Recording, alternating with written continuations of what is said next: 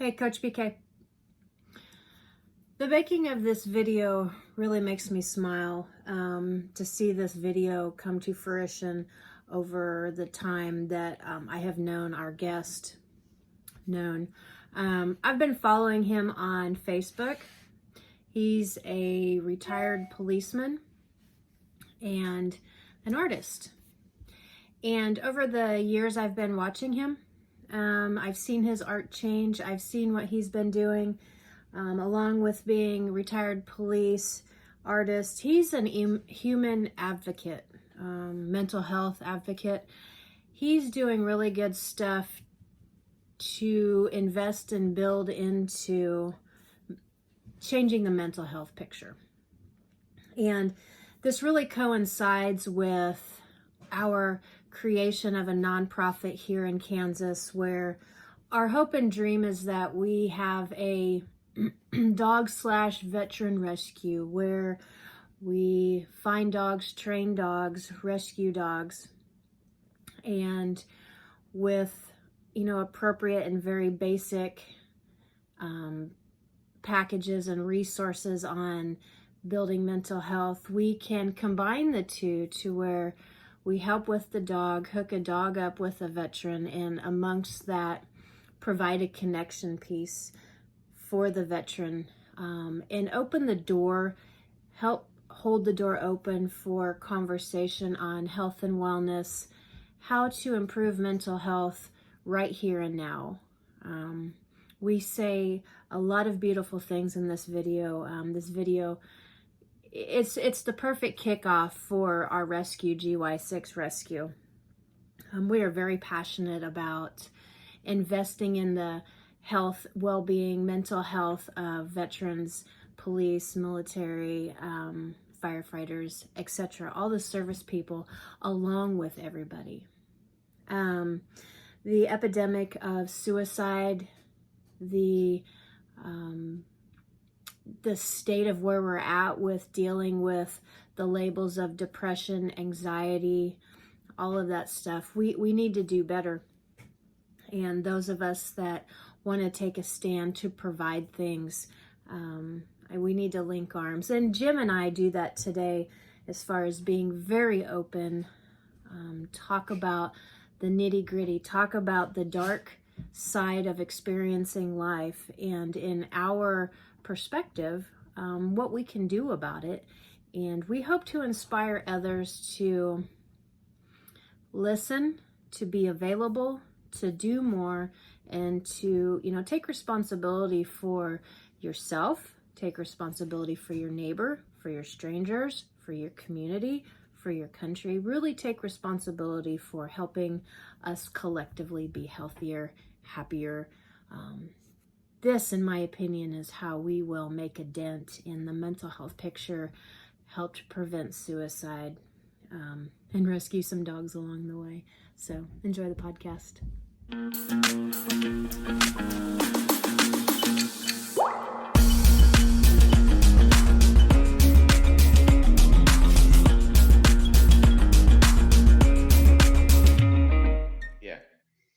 Yeah. I think it's important to, one of the messages that I give people a lot when I'm talking about this kind of thing is it's about feeling better. It's not about classifying somebody as being damaged or unemployable or something like that. That there is hope and you can feel better, and there's things you can do to feel better, and there's resources available. And I think when you give somebody sort of a goal-oriented approach, then you give them some hope as well. So, Right. so what you're saying makes perfect sense to me. Yeah. So I'm really wanting to, get this nonprofit, and I just have lots of opportunities and lots of things coming my way that are like, okay, BK, I know it's a big thing. There's a lot of stuff tied to it. I mean, like my past marriage fell apart because of what we're talking about, right? And how much is that story just repeated with, the firefighters and the police and the military, because of some of the stuff we're not talking about openly enough. And we just need to be like, okay, enough, there's nothing wrong, we just need to start talking about these things a little bit more openly. Mm-hmm.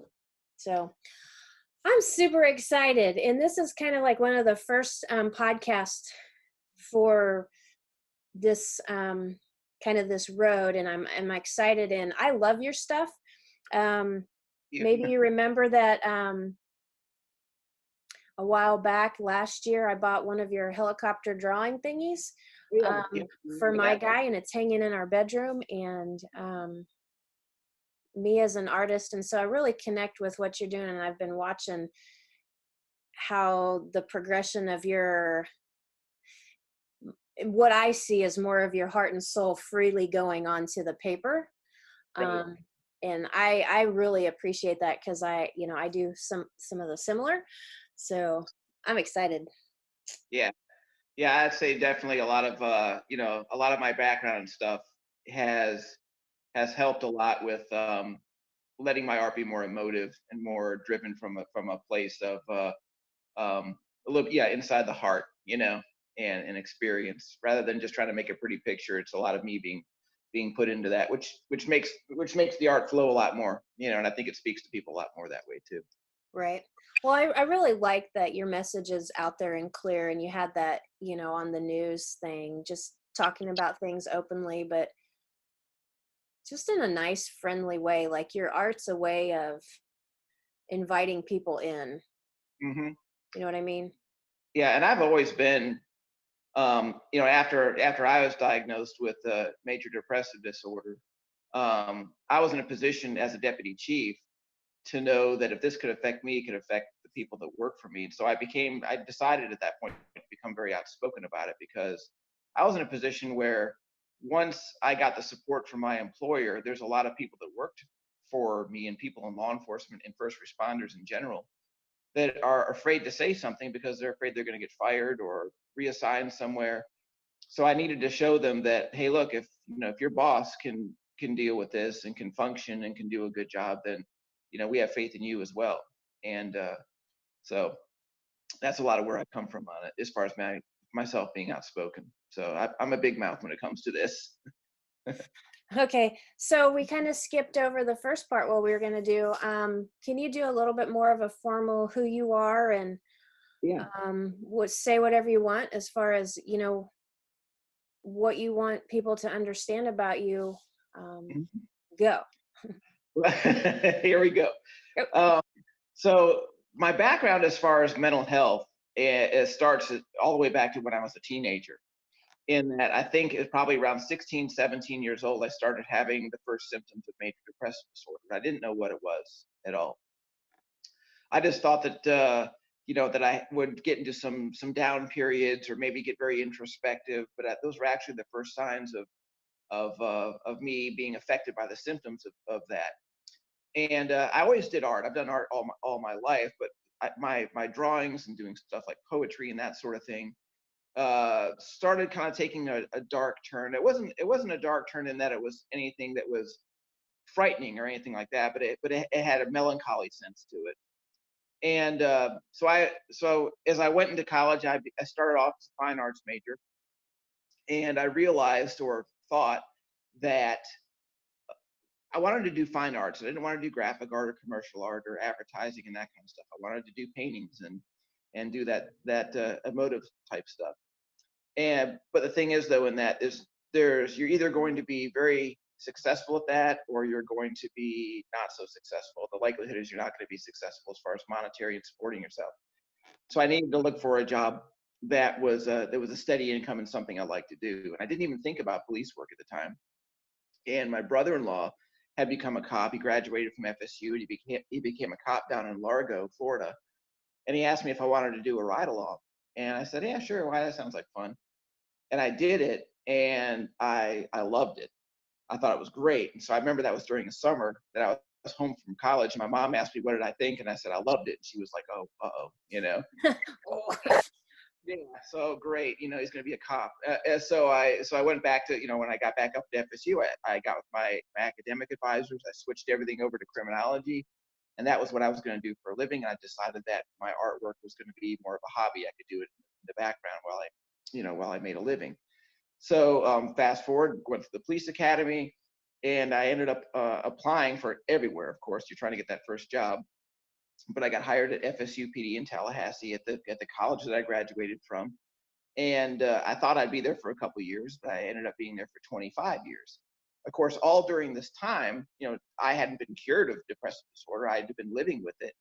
But the thing is when it's untreated, when there's no therapy, no medical intervention going on, no anything, it gets worse. It gets the downtimes get deeper, they get longer, they get more pronounced. It doesn't cure itself. And so I was going through my police career, and I was doing well, but now looking back on it, the structured environment of being a cop, that you had, that you had a mission and the things to do, and you were playing a role. That when I was at work, it was easy to fall into that role. But when I got home, suddenly I'm not in that role anymore, and I'm alone with my thoughts, and so that's when I would start becoming most affected. Again, I still didn't know what was wrong with me. And now going on into about 2007, 8, 9, I had become married. I was married in 99, and my marriage was just starting to sort of dissolve. It was one of those things where we were growing apart. It was just a very sad situation.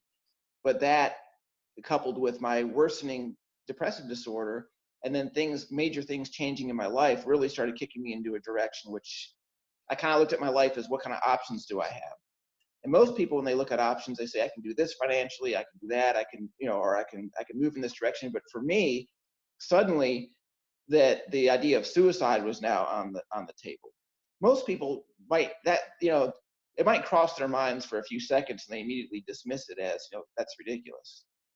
But for me, suddenly I focused on that. I'm like, well, this is actually a viable option for me. And of course, you realize when you're under the grip of something like major depressive disorder, you're not thinking rationally. And so that, to me, I would rationalize it in my mind, in that, I had a son, I still do, but well, he'll get along without me, he'll forget me, and I'm just a burden anyways. I don't really contribute anything. All these things that aren't true, but you're believing them. And what happened is simultaneously, of course, I'm still doing my career, and unfortunately, we had a couple suicides from students happen on the FSU campus. And as part of work, I wanted to put together a program where cops could have additional training to help identify and refer, and help get students connected to somebody that could help them. We already had a program, but this was something a little bit more where officers, every street officer would have some training. So I had one of our professors at FSU in the clinical psychology department, who actually is pretty world-renowned as far as suicidology. His name is Dr. Thomas Joyner, who's a well-known expert on this. And he came by the station. I said, I just want to ask you some questions to make sure any information I put out is vetted and it's accurate, and I know we know what we're talking about. So we started talking back and forth, and he started going down the signs and symptoms of somebody that's becoming suicidal, and depression, and people's attitudes toward it. And he said, one of the things he said is, it's like heart disease, in that there are signs and symptoms leading up to it, but where it differs is, with heart disease, there's no stigma. You go and you get you go get your CAT scans, or you go get your EKGs, whatever it is they do, and everyone says, hey, I hope you get better, and we're pulling for you. But with mental health, it's more like, whoa, you can't be working here, and maybe, should I trust you, and that kind of stuff. So people clam up about it. And then when somebody kills themselves, then everyone says, well, we didn't know, this is such a shock, we didn't know this was going to happen. It happens so many times in law enforcement, because we're, us, probably along with the military and firefighters, are pretty bad forward talking about it. So he told me all that, and then when he was going down these symptoms, I had this like epiphany that I'm like, because I didn't know what was going on with me before, but I had this epiphany, like, oh my God, he's describing me. And of course, I was cool about it there in the meeting. I just took my notes, and thanks very much, and it was wonderful. But I knew I needed to go see a doctor. And of course, at the time, I was still too cool to go see a therapist. So I went to my family care practitioner, and she went down the list, and out of like 12 different check boxes, I had about 11. And I was pretty much on the brink. I mean, I was getting to the point where I was planning and how and all this other stuff. But then I realized, like, ooh, there's something wrong with me and I can get help. And she asked me, she goes, "Do you want to go to therapy? Do you want medication?" I said, "Both. I mean, whatever, everything." And so I got some medication, went to therapy, and it was like, this is what it's like actually to feel normal. Remember, I was going back to, this, I was 40 years old at this time, and I'd had this since I was probably 16. And this suddenly it's like, wow, I'm not having these intrusive thoughts. I'm not having this, obsession with thoughts of death and that kind of stuff.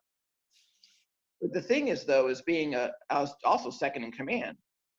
And so I had to tell my chief, and because he had a right to know, and I had no idea what was going to happen. He could have said, "Well, it's been nice knowing you and good luck with that, but you can't work here." Right. I went and told him all this. And his response was perfect, quite frankly. He said, "Thanks for telling me." He said, "We got your back 100%. Whatever you need, we're behind you. We're, whatever support you need, we're there." So he put that support immediately behind me. And then one of the greatest things he said was, "Now, shouldn't we get back to work?" Which was great, because it's like, I trust you to do your job. Let's go. But a little bit forward from that, as I became more stabilized and started thinking about advocating for it, I knew, just as I learned statistics and that kind of stuff, that if I was experiencing this, then likely a lot of our officers are experiencing it if they're too afraid to say anything. I mean, statistically speaking, I knew that there was X number of officers that were dealing with things. So I asked the chief, I said, during our next all departmental meeting, can I tell everybody, about this? Can I tell them about resources and that we support them? And he said, yeah. So in 2012, I told all this to every officer and non-sworn person in the department, which of course is a little bit scary because, police are a great audience, never judgmental at all or never tough and that kind of thing. Right.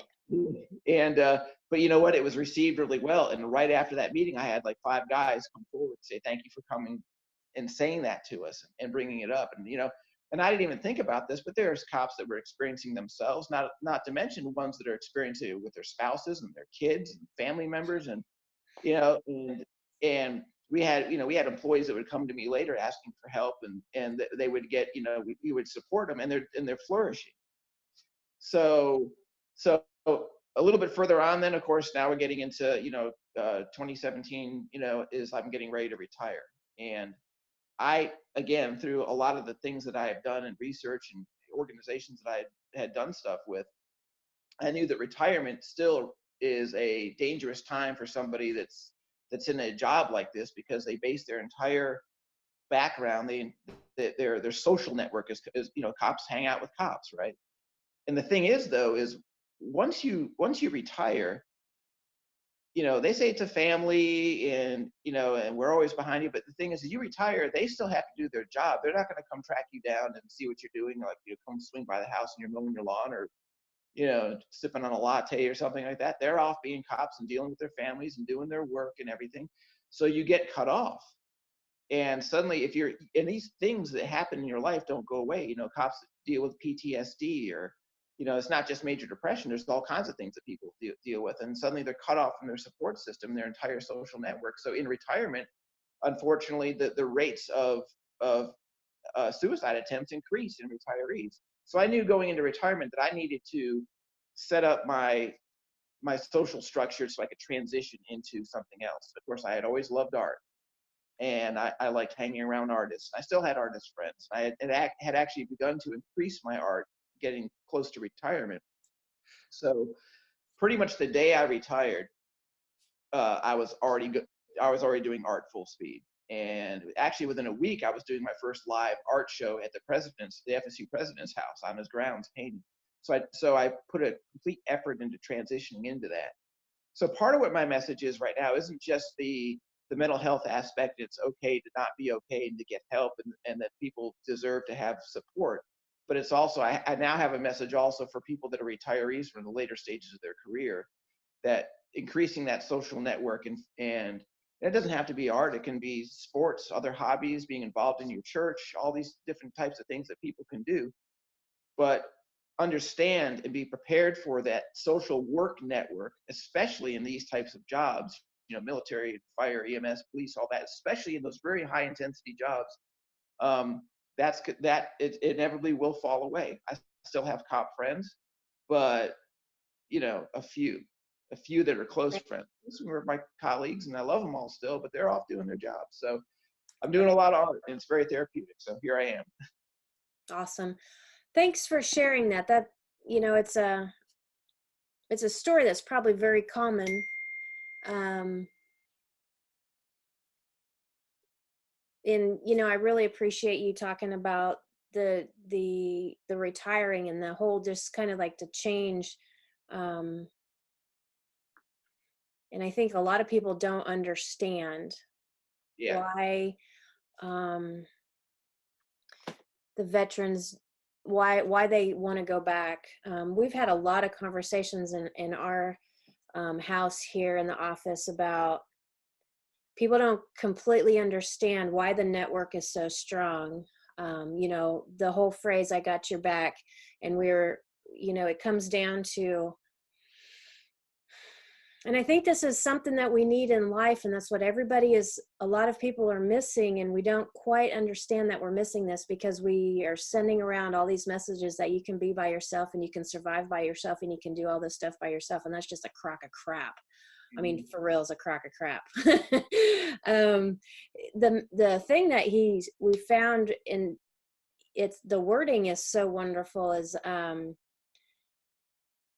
like in the military, the police, firefighters, nurses, you don't have to ask those people if they have your back. You already know it, Yep. and there's so much power in having a tribe, having people around you that there's no doubt, there's no question. You need something, and that's what I think we're missing as a society anymore, like with the family unit and stuff like that is, our kids are being raised and they don't quite maybe get that, the Hmm. parents have their back for one reason or another. And, you know, why some of this stuff is difficult and why some people question, why are they always going back? Why don't they want to retire? Blah, da, da, da, da, da, da. Why are we getting so upset when people don't kneel for the flag? And just, and it's just kind of like this fundamental thing of, you know, um, you find these people that always got your back. We need that fundamentally. But then, Yeah. if you have stuff like what you said, very true. I see it all the time. The infrastructure is a way, it's like a coping mechanism a little bit of, maybe not exactly dealing with some of the reason why, I want to ask you later on here in a second, is there reasons why you had some stuff? I have post-traumatic stress. I struggle with a lot of different things. I kind of know why that you end up at 15, 17, 19 and have right, all this stuff. Hmm. And I hope to get people to listen to this and to understand, the folks not in the military, not in the police force, but that don't understand and hear the words and maybe have a little bit of light to why they're like that. And so when you see a homeless veteran outside, maybe have a little bit of compassion and grace and look at them and understand some of the things that they were asked to deal with were too much, and Hmm. they weren't graced with finding a safe place to unravel that, and they fell off the cliff. I Yeah. mean, literally, right?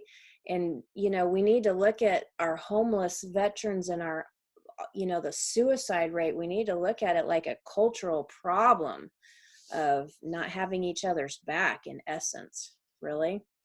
Yeah. But give grace on why they struggle, um and work to, okay, all right. Yeah. I would agree. That I've often referred to it as that we need to create a culture of permission. People don't feel like they have permission culturally or in their circles to go get help, and like I had said, cops are, we're our own worst enemies because we create the culture of you got to be tough, you got to suck it up, don't show emotions, you got to be in control. I mean, the whole thing in police work is when the cops show up, they're in control. Well, So how, so it's it's a negative thing to give the idea like somehow in my life I'm not in control, you know? I hear what you're saying. And I just want to pose a thought. It's a catch-22.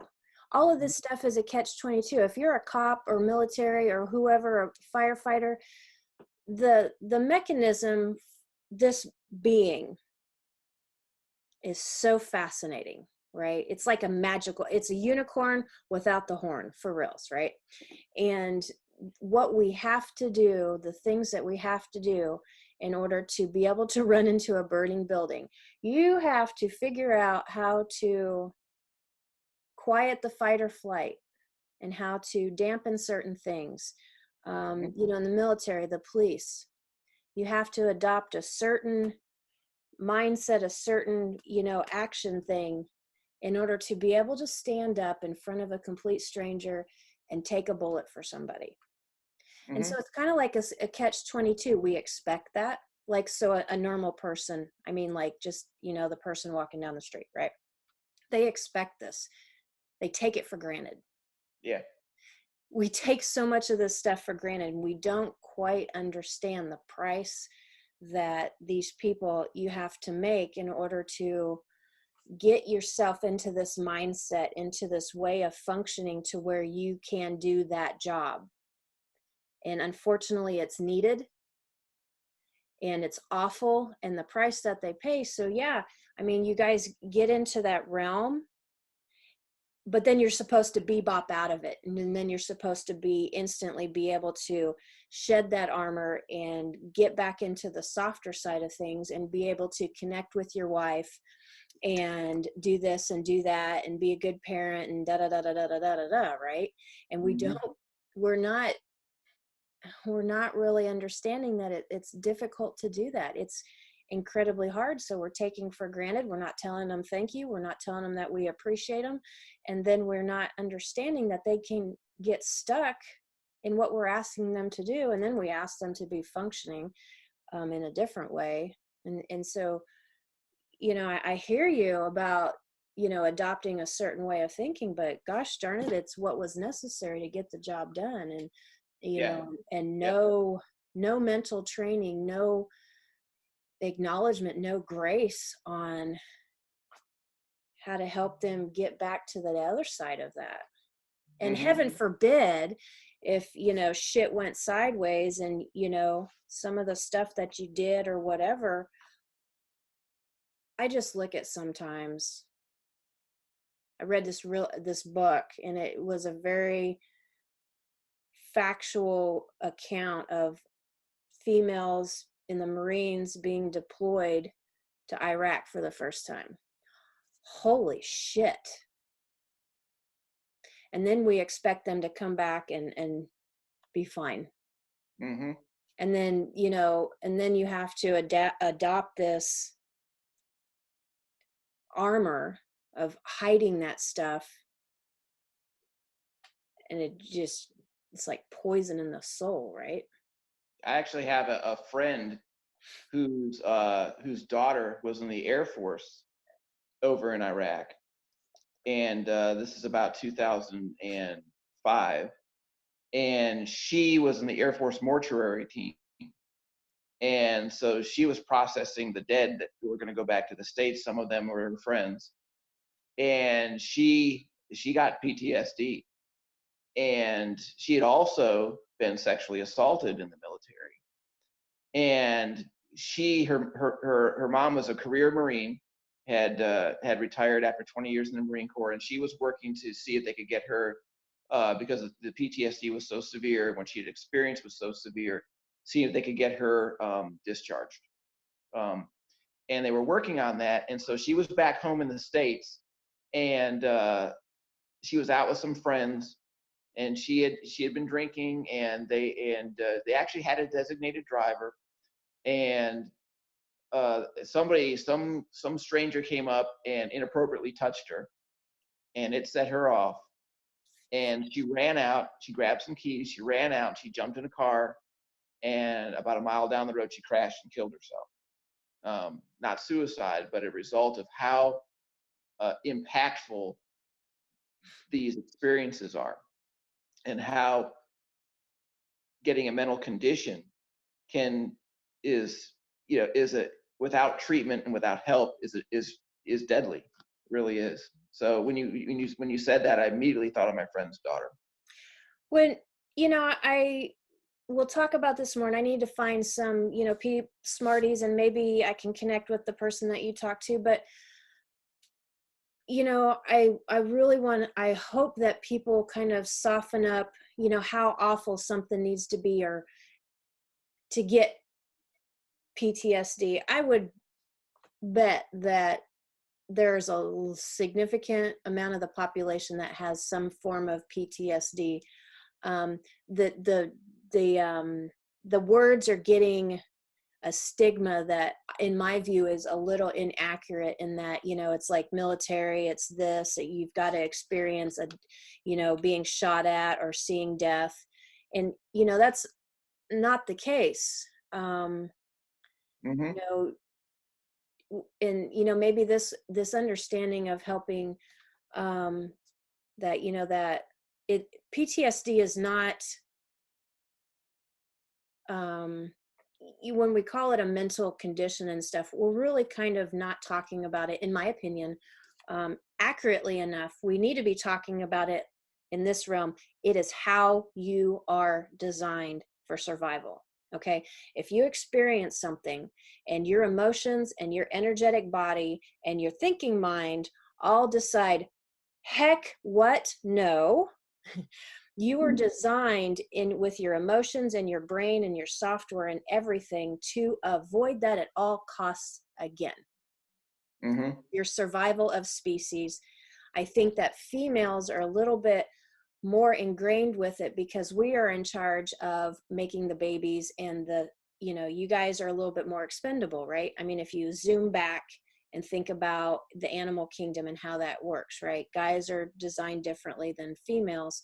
I think this is why females can really have a huge problem with some of this stuff. But we are designed to, at all costs, avoid things that our body and our being have dictated or have judged as unsafe. Mm-hmm. Rape. I almost drowned when I was little, so water, it's like Pavlov's dog. It's not some mental health problem that we have. It's how we're designed. We're not recognizing we are designed to do that in order to survive. And we aren't looking at it like, okay.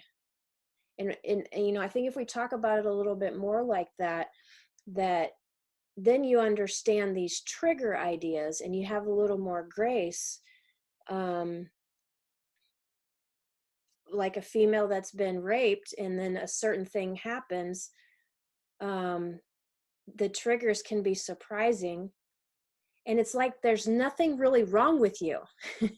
It's how your body's designed, and you're going back to being, this magical creature that is needing to survive and wants to fight. But then the feelings that come up with some of that stuff, and I think that you can relate, are awful.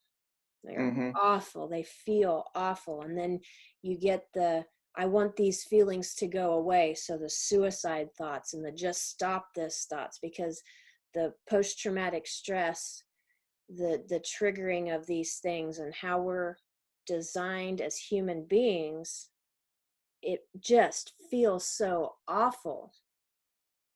Yeah, and that's the thing too, is like people like think, that you've heard that where people have said the wrong things, like suicide is the easy way out, or people want to die and that kind of stuff. Well, it's not true. They don't want to die. They have just put up with this pain for so long. They just want it to stop. I mean, someone being physically tortured at some point is gonna say that's the only exit I Right. have. And so it's not about wanting to die. It's about making this pain stop. Right. And so if there's some sort of way we can intervene to help, blunt that, where it's like, okay, I can survive with this now. Maybe we're not going to be able to snap our fingers and make it go away, but I can deal with this. I can survive this. There's things I can do to treat this, and to treat people not like there's some kind of, damaged thing that can never be fixed, but someone that can be helped. And going back to the heart disease or other stuff, we have a propensity to want to help people when they've got physical issues, and they got things we can see, broken bones and that kind of stuff. But let's help the people that have been injured this way. And I think that's really important. We need to change our attitudes to it. And we need to not minimize it either. It's like I've seen some folks almost go so far to the other side where it's we don't want to say that this is a disorder. Well, call it what you will. I mean, changing the name of it is not helping people. So it's like, for me, I've got major depressive disorder, and but at the same time, though, I want people to know that I had a successful career. I didn't even have any discipline. That I did a really good job. And so we need to be careful not to put names on people. Don't, because that's stigmatizing as well. Just call something for what it is, and let people know that they can get well, feel better, and be successful. And I think that's really important, because so many times in our society and who we are, we just want to make it seem like people are damaged, and sure, people are affected by things, but they can get help. It's not irreparable. Does that make sense? Oh, absolutely. I've been listening to some podcasts on relationships, and his verbiage is wonderful, resonates with me. And one of the things that he was talking about was when we use labels, and I really appreciate what you say. We need to say, okay, I'm sort of depressed right now, but with my athletes and the people that I coach, in his words, we have to be cautious and mindful of maybe how much energy we give that label, how we internalize that, because labels can take away possibility. And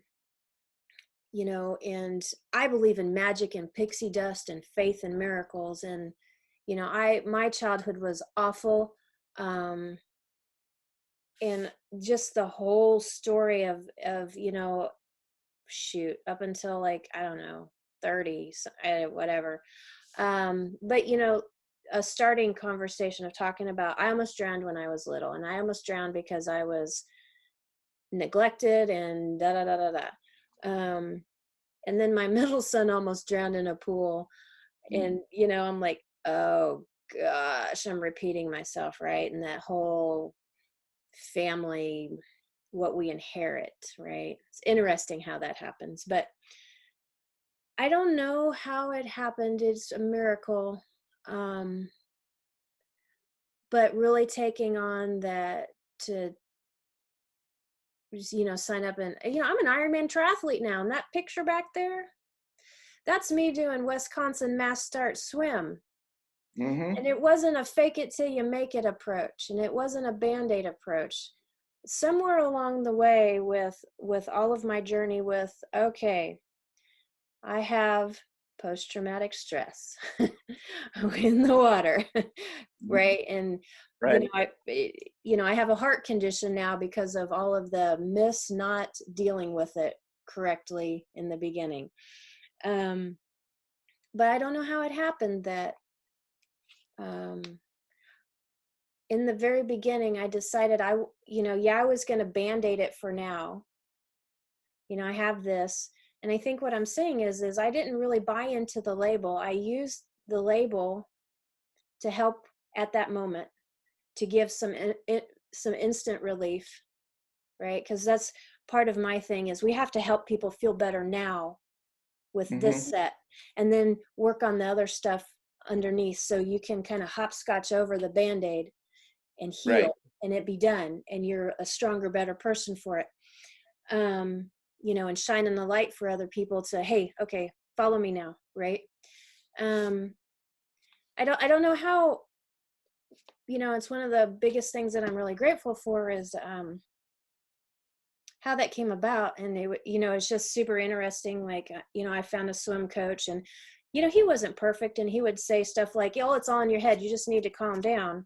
And I'm like, it's not a right. I'm trying not to Mhm. cuss and say the F word right now. Um, and looking back, I'm like, oh, okay. But the things that I did to accomplish the swim, a mass start swim in an Ironman on my own terms without having post-traumatic stress with swimming. I mean, I healed it up enough to where I experienced a glorious moment that I didn't have those things anymore. And it was like the first really freeing moment of my life, that swim, that all the stuff that happened, I could heal it. I didn't have to keep taking the medicine. And so that label, while it served its purpose for a second, I was able to kind of like, come out of it and keep moving up and up. And, and that's where I think some of our system is faltering because, we get stuck in that how to manage, and your art is a miracle too, where it helped you keep progressing for healing, right? And it'll continue to do that. Um, and I hope that folks can find their jam on how they can use the band-aid things right now. Like if you need to be on medicine, okay, fine, awesome. But what's some of the other stuff underneath that we can do to help heal the soul? So maybe the medicine, on down the road, maybe it's not needed. Maybe, you can look Mhm. back and think, I wouldn't change it. Yeah. Yeah. It's like, one of the things that's like, I've heard like people, I've heard therapists say that, medicine a lot of times can get someone into therapy where they have more effective therapy because if they're not balanced to the initial use of the medicine, the therapy isn't very effective. But once they get balanced and they're into therapy, then they can learn some tools and maybe, in their particular, unique case, maybe they won't need medicine later on.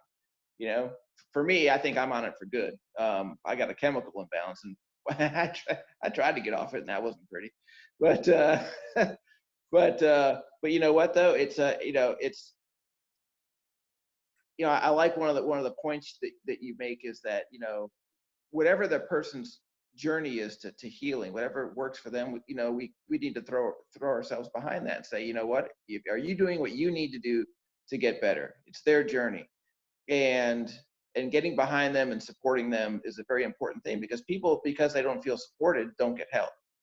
And if someone's showing that step to say, I mean, that's the biggest step really, to say I'm going to get help. Once they make that step to say I'm going to get help, that's one of the biggest things. It's all the people that say I don't want to take that step or I'm too afraid to. We got to get them to that step, so. Yeah, I think it's kind of judgment, and probably one of the biggest things that I want to do is we need to shine light on, why, why these things happen, and be more gracious on, okay, if you see this behavior, let's just default to they're doing the best that they can. And something that I read years and years and years ago that I completely, I feel is true is all, all neurotic behavior always stems from some sort of suffering. I you know I can't argue that. It's yeah, there's and that's what therapists certainly will kind of dig down and try to see where that originates from. Um so yeah. So there's usually a why on why people are doing what they're doing. A legitimate might be none of your business why.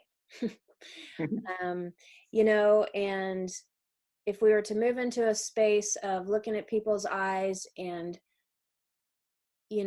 I say, "Hey, God created them, God created you. End of story, move forward with that. However you want to, come up to that realm of that person is a person and is fantastic and awesome. And, I think Brené Brown, she's a really good author about vulnerability and seeing people just as a human being and, stopping the judgment. And if we could do that, first step, right, to create a safer space for folks. And one of the things that I like to do is, if you're a stronger person, make sure that you're not expecting some of the people that you see struggling, make sure you're not expecting them to ask for help. Yeah. It, if you, like, you have the heart thing, right? Well, if you have someone with a broken leg, you would not wait to help them until they walked their happy ass to the hospital. Mm-hmm. You would circle back around, you would drop everything that you were doing, and you would pull them into your car or dial 911, and you would take them to the hospital. Right. um, we need to be a little more, if pause, look at people, and not listen to words, because words are just so superficial, and look at their eyes and look at their body language and feel what they're giving off. And then you make a little bit of a judgment, and you do these with strangers too. Are they okay? Do I feel like they're okay? Mm-hmm. Yeah, that's huge. I mean, that one of the things is people, like when someone is in a really bad spot and you're afraid that they might be thinking of hurting themselves. A lot of times people are afraid to ask. Well, if I ask them, then I'm going to trigger them, and they're going to, they're going to put that idea in their head, or I'm going to make things worse. And that's not the case. What people have seen is, by asking somebody, hey, are you thinking of hurting yourself? Or, hey, are you thinking of killing yourself? With concern behind that, then the message is that somebody actually cares to ask, and somebody is more likely to get help because somebody is asking. So you're absolutely right. Is You don't need to sit back and wait for the tragedy to happen. If you think something's going to happen, just like if you saw somebody about to back their car off a cliff, hey, stop. So yeah, we need to be proactive in asking people where they're at. And it's not and asking a very positive type of way, meaning, don't say, you're not thinking of hurting yourself, are you? Because then you put it in this, then you put a stigma on that, like, of course I'm not. You ask them straight up, are you thinking of hurting yourself? And someone who is looking for help or somebody to care may say, like, yeah, I've had some thoughts that that scare me, and I think I might hurt myself. The next step from that is people who get help, though, what they're afraid of is their life being ruined afterwards. And so we need to set up a system where people uh, are not stigmatized for getting help, and that's really important too. Yeah, absolutely. Absolutely. I like to ask open-ended questions, sometimes, because the strong people, I don't mean like, I mean the folks that have to adopt this type of armor, like what we were talking about before, Mhm. this mental mindset. Because if they play with the softer side, it's more dangerous for them. Um, and I ask, hey, how you doing today? Yep. Right. And then, oh, I'm fine. And I'm like, okay, what does that mean? Fine. How many F words are in there? What sort of flavor of F words? And you should have this, unless it's a stranger or whatever. But we need to adopt more of a how to ask open-ended questions, to where you get a little more, maybe not words necessarily, but the energy back. Or you can say something like, dude, I don't know about you, but dude, rah, rah. And so if you make yourself more vulnerable, it's an invitation. It's opening the door for Yeah. them to be able to, but you say it in a little bit of a, not super strong, but just kind of a solid way.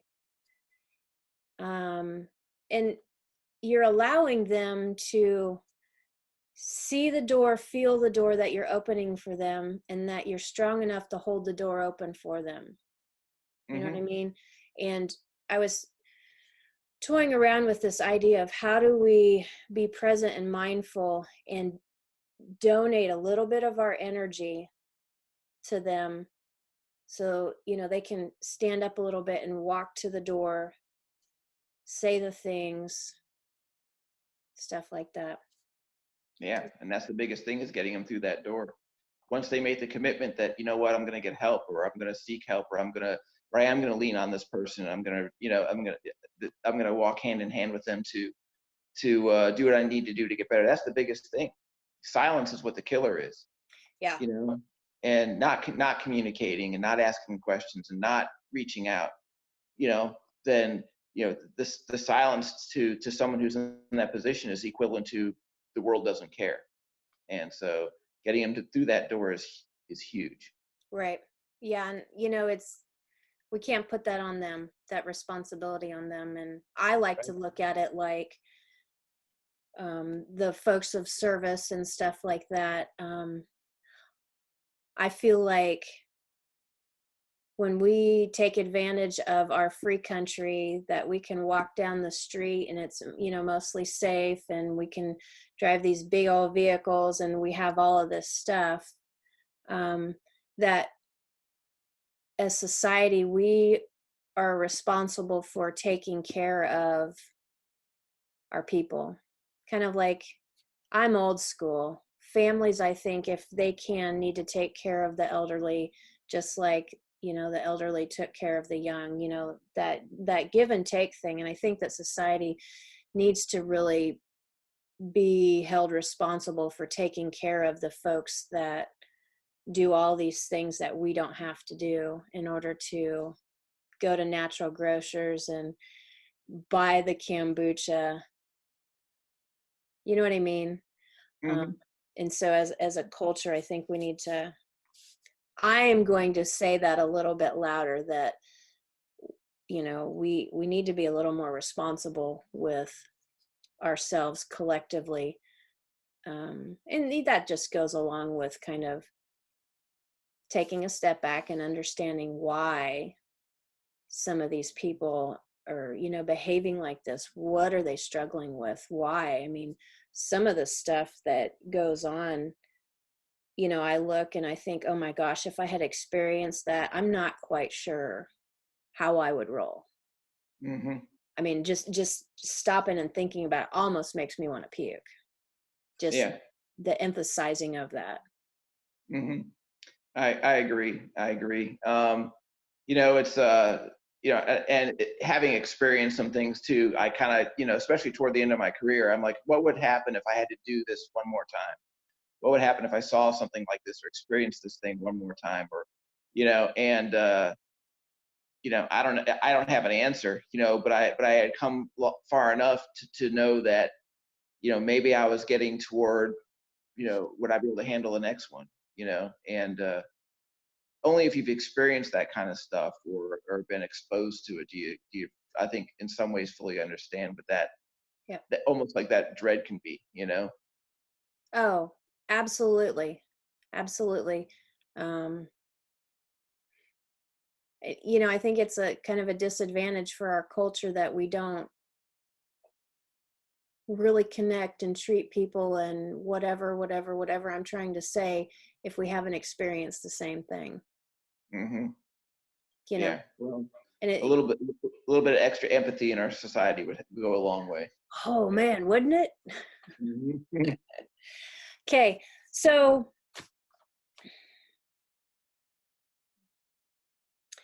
how common do you think that,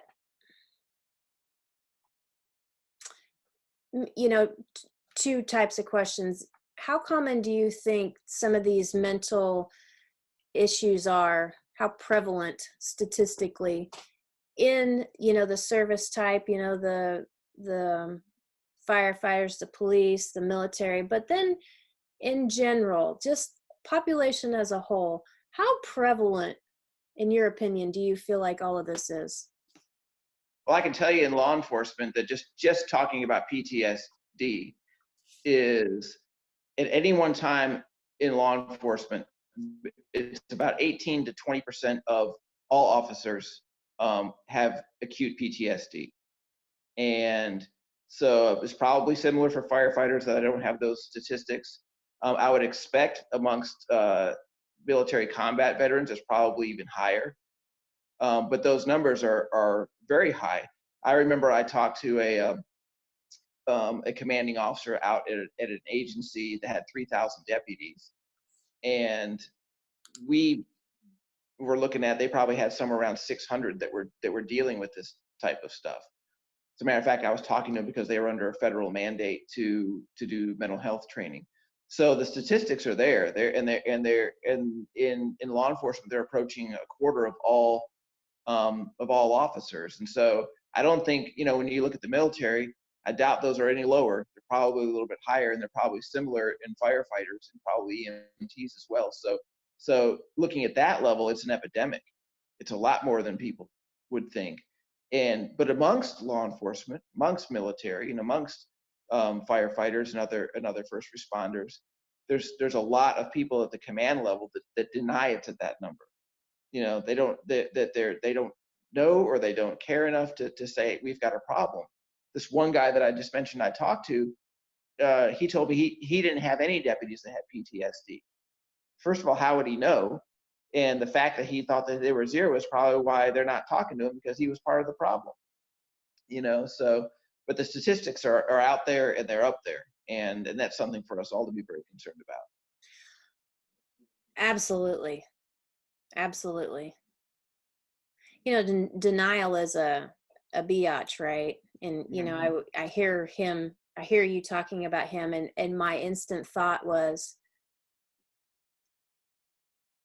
he must be struggling to deny it so strongly.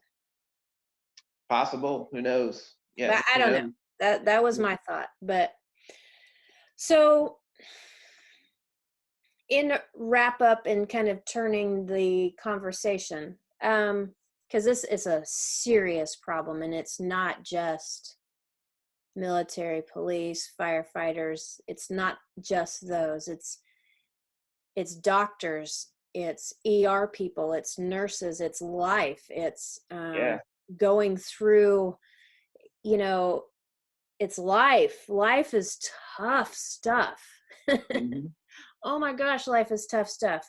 And, you don't have to, you could end up having post-traumatic stress, or you could end up having some depressive type of, struggles for something tiny that doesn't quite make sense, and it is what it is, and it doesn't make it any less real or any less important to talk about. Yeah, it's now they're talking about accumulative PTSD, that you experience little things over time. And I really appreciate that you mentioned that people outside of the first responder and military environment experience it too. My wife has PTSD, and she has it fairly severe because her son was killed by a drunk driver back in 2006. And he was in a coma for 8 days in the hospital with her by his side, and certainly she experienced that, the results of that violence on a daily basis. And she said she thinks that one of the biggest points in which it really set it off was when they went to trial with the killer.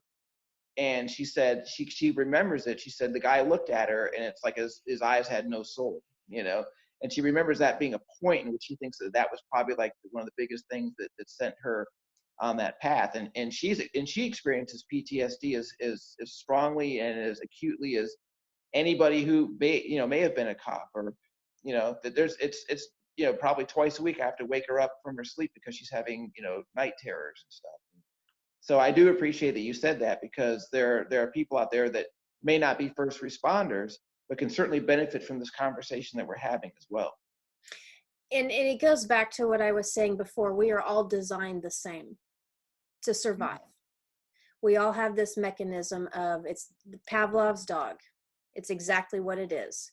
You can train yourself like this. You can rewire your brain. And this is kind of what some meditative practices can do. Yoga and the mindfulness over in the Eastern world have a firm handle on how to deal with it, because they understand this whole thing here is magical.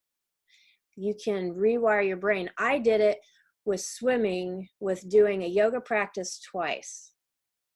I was ready for it. I had done some foundation work, but literally doing a very intentional practice, sort of like prayer, to rewire how I interact with life in the situation.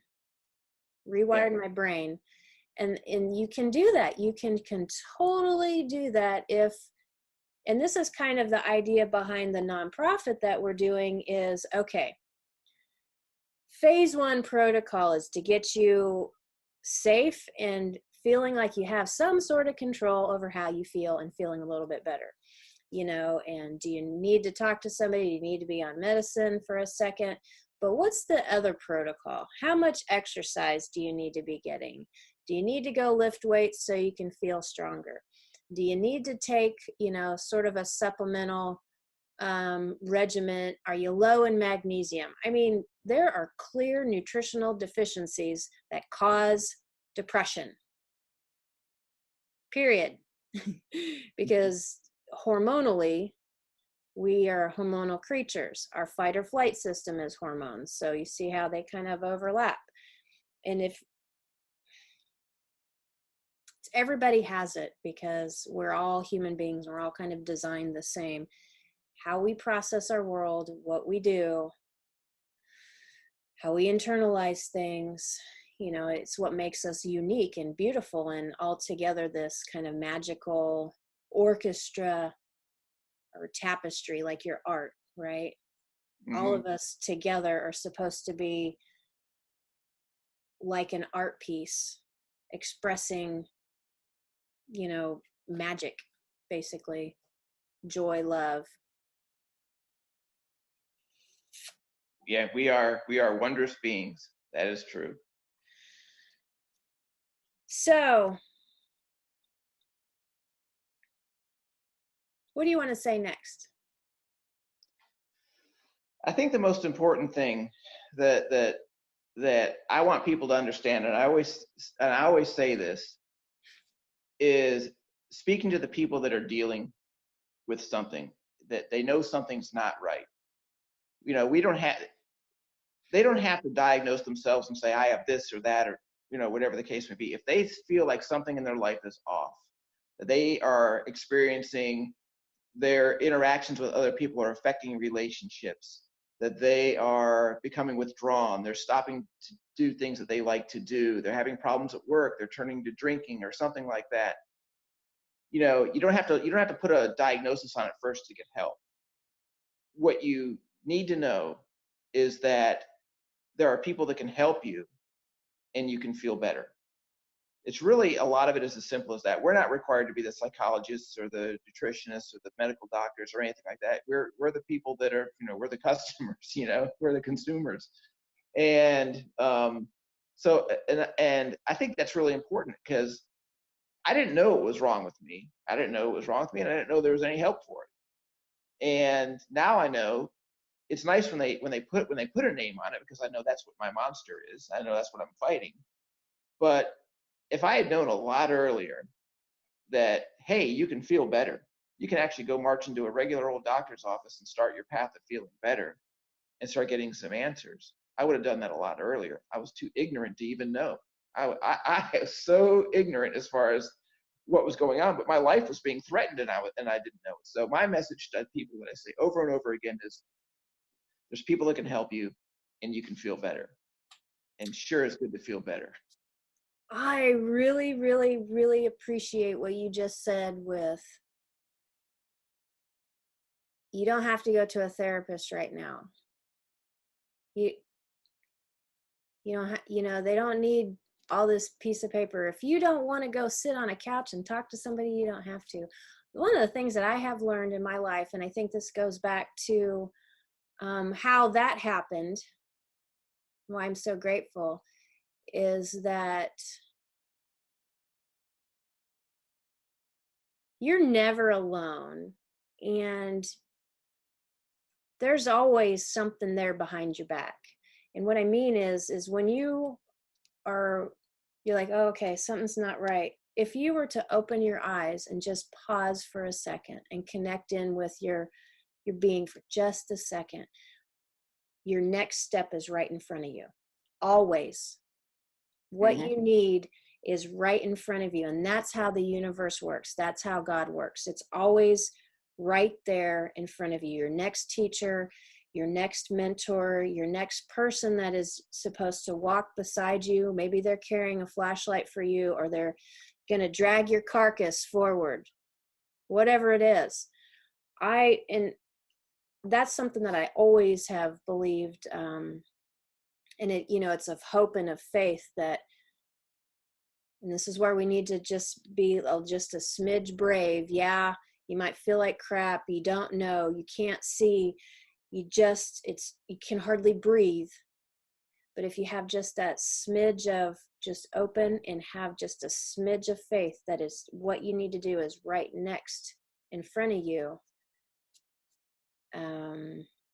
I believe that. I believe that, even a stranger can say something and change your life. Or, me, I'm not a psychologist, but you know what? I can help people. I know that I can help people. I didn't go through all the stuff that I went through and whatever, and not, you know what I mean? And so for me, I'm an open book. Fine. You want to talk about that? Let's go. Okay. Right. Yeah. I really appreciate your time, and I love your art.